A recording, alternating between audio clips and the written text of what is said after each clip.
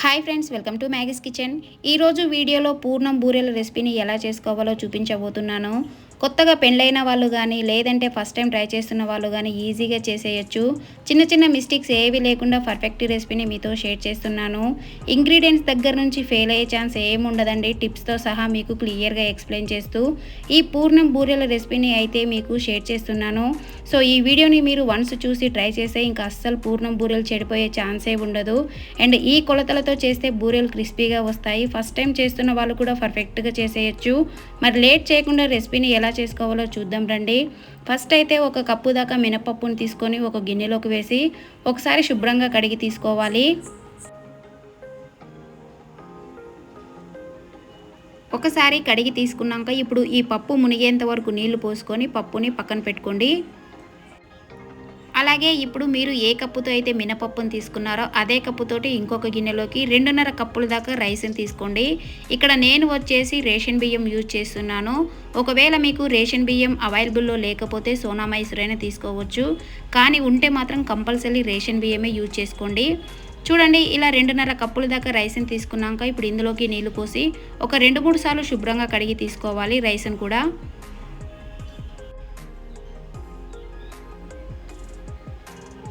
రైస్లో కూడా నిండుగా నీళ్లు పోసేసి రైస్ని పప్పుని కనీసం ఒక 7-8 గంటల సేపైనా నానబెట్టుకోవాలి.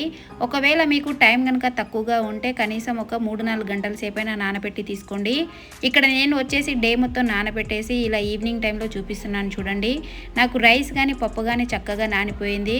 అండ్ అలాగే మనకి ఈ రైస్ పప్పు ఎంతసేపు నానబెట్టుకుంటే మనకి బూరెలు అనేది అంత పర్ఫెక్ట్గా వస్తుంది అండ్ క్రిస్పీగా ఎర్రగా వస్తుందండి. ఇప్పుడు ఈ రైస్ని ఒక మిక్సీ గిన్నెలోకి వేసి మరీ సాఫ్ట్గా మెత్తగా కాకుండా కొంచెం బరకగా ఉండేటట్టు గ్రైండ్ చేసి తీసుకోండి. అండ్ రైస్లోకి వాటర్ని చూసి యాడ్ చేసుకుంటూ గ్రైండ్ చేసుకోవాలండి. ఒకటేసారి వేసారంటే మీరు తర్వాత పిండిని అడ్జస్ట్ చేసుకోవడం చాలా కష్టం అవుతుంది. ఇప్పుడు ఇలా గ్రైండ్ చేసుకున్న పిండిని ఒక గిన్నెలోకి వేసుకోవాలి. ఇప్పుడు ఇదే మిక్సీ గిన్నెలోకి మనం నానబెట్టుకున్న మినపప్పు కూడా వేసి నీళ్లు పోయకుండా సాఫ్ట్గా గ్రైండ్ చేసి తీసుకోవాలండి. ఇక్కడ మనము మినపప్పుని సాఫ్ట్గా గ్రైండ్ చేసి తీసుకోవాలి. అలాగే రైస్ అనేది మనకి కొంచెం బరకగా ఉండేటట్టు చూసుకోండి. ఇప్పుడు ఈ రైస్ని మినపప్పుని ఒకే గిన్నెలోకి వేసి ఇదంతా బాగా కలుపుకోవాలి ఒకసారి. మీరు మార్నింగ్ ప్రిపేర్ చేయాలి అనుకుంటే ఈ పిండిని నైట్ అంతా నానబెట్టి తీసుకోండి. లేదు అంటే కనీసం ఒక 1-2 గంటలైనా నానబెట్టుకుంటే సరిపోతుందండి. ఇప్పుడు వచ్చేసి పూర్ణం ప్రిపేర్ చేసుకుందాము. పూర్ణం కోసం ఒక గిన్నెలోకి 1 కప్పు దాకా శనగపప్పును తీసుకోండి. ఇందులోకి నీళ్లు పోసి ఒకసారి కడిగి తీసుకోవాలి. ఒకసారి ఇలా పప్పుని కడిగి తీసుకున్నాక ఇందులోకి నీళ్లు పోసి ఒక అరగంట సేపు నానబెట్టి తీసుకోవాలి. మీరు ఈ పప్పుని ఎక్కువ కనుక నానబెట్టినట్లయితే మీకు పప్పుని ఉడికించేటప్పుడు టూ సాఫ్ట్గా అయిపోయి పూర్ణం అనేది లూజ్ అయిపోతుందండి. చూడండి, మనకి ఇలా నానితే సరిపోతుంది. ఇలా నానబెట్టుకున్న పప్పుని నీళ్లు లేకుండా కుక్కర్లోకి వేసుకోండి. ఇప్పుడు మీరు ఏ కప్పుతో అయితే పప్పును తీసుకున్నారో అదే కప్పుతోటి కప్పున్నర దాకా నీళ్ళని తీసుకోవాలి.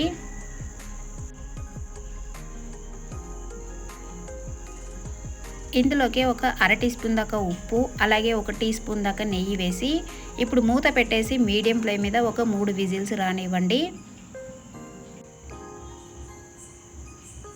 ఇక్కడ ఉడికిన తర్వాత చూపిస్తున్నాను చూడండి. పప్పు అనేది మరీ సాఫ్ట్గా కాకుండా ఇలా పలుకుగా ఉండాలి.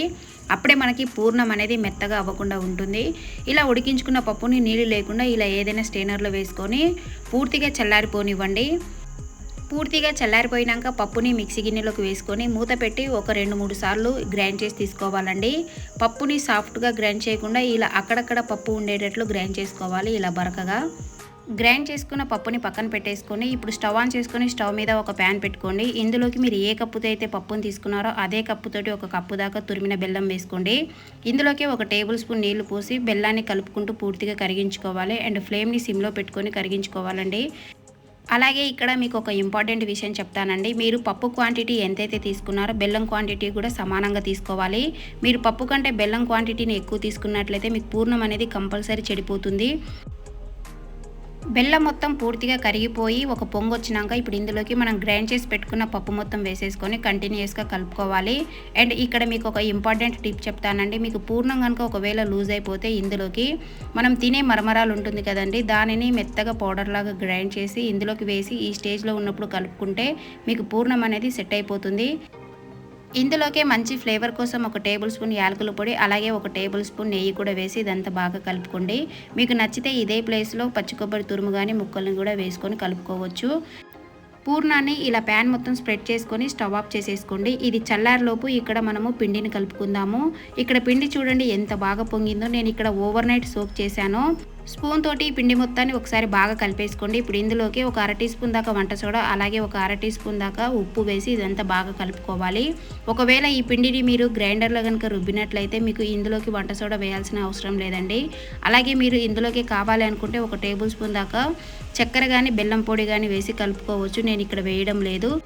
ఇక్కడ చూడండి పిండి కన్సిస్టెన్సీ అనేది మనకి ఇంత థిక్నెస్లో ఉండాలి. అలాగే ఒకసారి ఇలా ఫింగర్ని డిప్ చేసి చూస్తే మనకి కిందికి పిండి అనేది డ్రాప్ అవ్వకూడదండి. అప్పుడే మీకు పూర్ణాలు అనేది కరెక్ట్గా వస్తుంది. ఇక్కడ చూడండి మనకి పప్పు కూడా ఇలా గట్టిగా అయిపోయింది కదా. ఇప్పుడు ఒకసారి ఇదంతా బాగా కలిపేసుకోండి. ఇప్పుడు చేతిలోకి కొద్ది కొద్దిగా పూర్ణాన్ని తీసుకొని మీకు ఎంత సైజ్ అయితే కావాలో అంత సైజుని ఇలా రౌండ్గా ఒత్తేసుకోండి. ఇలానే పూర్ణం మొత్తం ఉండలుగా చుట్టేసుకొని రెడీగా పక్కన పెట్టుకోవాలి. ఇప్పుడు మరో పక్కన డీప్ ఫ్రైకి సరిపడా ఆయిల్ తీసుకోండి. ఆయిల్ హీట్ అయిందో లేదో ఒకసారి చెక్ చేసుకోవాలి. చూడండి ఇలా పిండి అనేది ఇలా పైకి తేలినాక ఆయిల్ పర్ఫెక్ట్గా హీట్ అయిందని అర్థం. ఇప్పుడు ఇంకా ఒక్కొక్క ఉండని ఇలా బ్యాటర్లోకి వేసి పిండి మొత్తాన్ని బాగా కోట్ చేసి స్పూన్ తోటి ఇలా నిదానంగా ఆయిల్లోకి డ్రాప్ చేసుకోవాలండి. ఆయిల్లోకి ఒక 4-5 వరకే వేసుకోవాలి, మరీ ఎక్కువగా వేసుకోకూడదు. ఇలా నిదానంగా వేసుకోవాలి డ్రాప్ చేసేటప్పుడు. ఇక్కడ అలాగే మీకు ఒక ఇంపార్టెంట్ విషయం చెప్తానండి. మీరు పూర్ణాన్ని పూర్తిగా కవర్ చేసి ఆయిల్లో వేయకపోతే పూర్ణం అనేది విడిపోయి ఆయిల్ మొత్తం స్ప్రెడ్ అయిపోతుంది.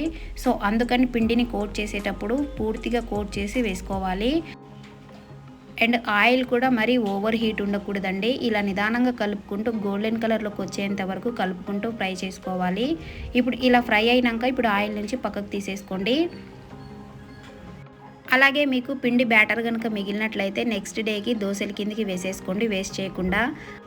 ఇక్కడ నేను చూపించిన కొలతలకి స్వీట్ కూడా పర్ఫెక్ట్గా సరిపోయిందండి. కొత్తగా ట్రై చేస్తున్న వాళ్ళు కూడా ఈ టిప్స్ని కొలతల్ని ఫాలో చేశారంటే కరెక్ట్గా చేసేస్తారు. మరి వీడియో నచ్చితే లైక్ చేయండి, మీ ఫ్రెండ్స్కి రిలేటివ్స్కి షేర్ చేయడం అస్సలు మర్చిపోవద్దు. ఇలాంటి ఎన్నో సింపుల్ అండ్ టేస్టీ రెసిపీస్ కోసం మన ఛానల్ని సబ్స్క్రైబ్ చేసుకొని పక్కనే ఉన్న బెల్ ఐకాన్ని యాక్టివేట్ చేసుకోండి. Thank you for watching.